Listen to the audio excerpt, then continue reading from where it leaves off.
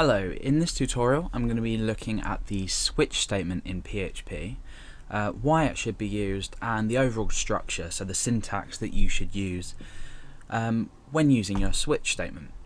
So first of all, the reason we use a switch statement, it's very similar to an if-else or if-else statement, but it's a lot neater and it works better and looks better when you have lots of possible values that a variable could be.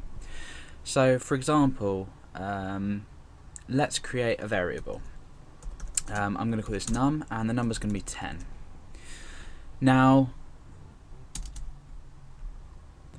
I start my switch statement with the switch keyword,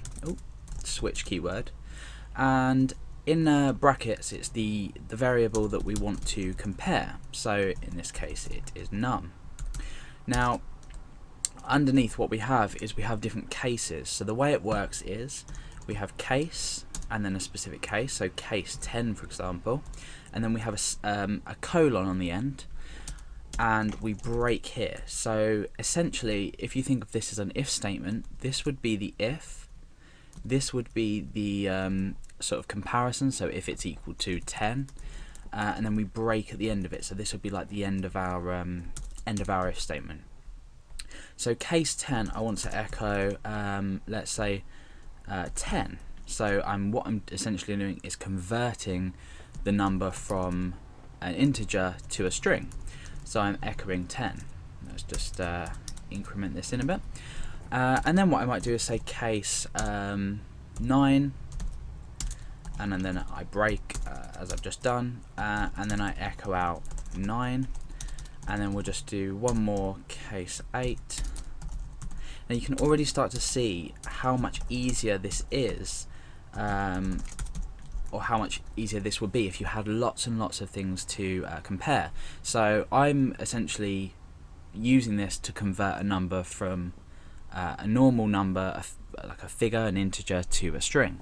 So if this was 10, we'd echo out 10, 9, we'd echo out 9, and 8, we'd echo out 8. So we'll leave it at that for now, but we could do this from all the way from say 1 to 100.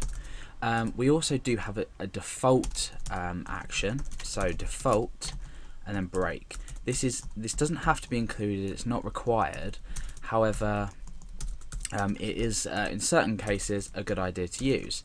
So I'm going to echo out number not recognized. Okay, so we're just going to say the number's not recognized. For example, if this equaled 1, we don't have a case for 1, so the default, if nothing else. This is more like the else, so if nothing else has been found, then that's fine. So we can basically run this code. The first thing I'm going to do is change this to 1, and let's refresh our page. Okay, so we've been given the message number not recognized. In the case that this might be 10, we can say refresh, and we're getting the number 10 back returned as a string. We can say 9, and we refresh, and that's 9, and then again the same with 8. That's fine. But again, if we go any lower, so if we go to 7, that doesn't exist, so the default is to print out number not recognized. So it's an easier and quicker way to make lots of comparisons at once. Now there are also different ways we can apply this. So for example, if I change this number variable to a string and I was to say 10, we could check for a string and then output something something different. So we could output let's say 10 as this isn't as an integer, but it's as a figure. So let's again change this to 9 and then change this to 9. We could in fact set a variable here, say num equals 9, something like that. In fact, we'll do that, that's probably a better idea. So num equals 10. Okay, so we're essentially converting back from string to an integer, and let's say 10, 9, and then we've got 8, and here we would say num equals 8, and then underneath we can echo out num. So num starts out at a string, and it ends up as an integer, as we're echoing this integer out. So let's test this out. We've got 10. Let's just put 1 in, because that's not in our list. Okay, so we've got, oh, okay, yeah, we've got number not recognized. We're also now printing out 1 in text, because obviously we're not doing anything to say that to get rid of it. So we're essentially echoing it out anyway. So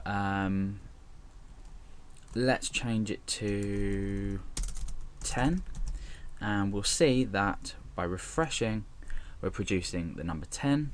The same with 9, and again the same with 8. Okay, so also what we can do is we can change this. Let's just change this to name, and I'm going to put the name as Alex. Let's get rid of these cases and the default. Make sure we add that in, get rid of that. So we're starting basically again, but we're switching name this time. So what I could do is say case Alex. I could say case,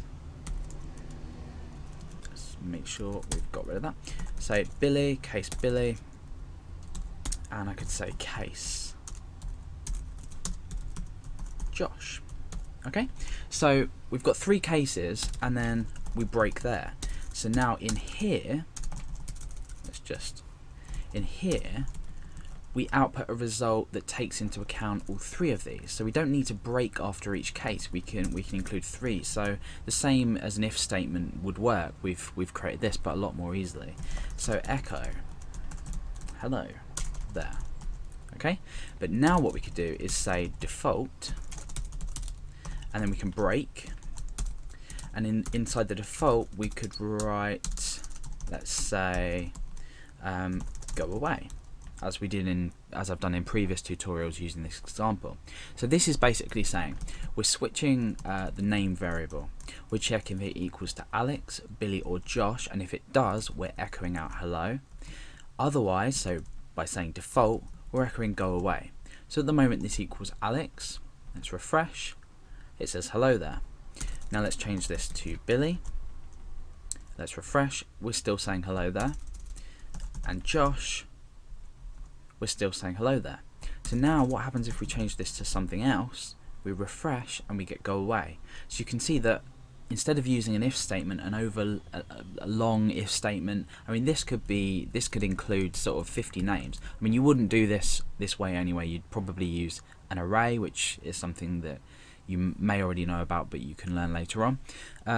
But this gives you a general idea of how it's a lot easier than creating an over length if statement to receive or to achieve the same effect. So that's basically switch in PHP.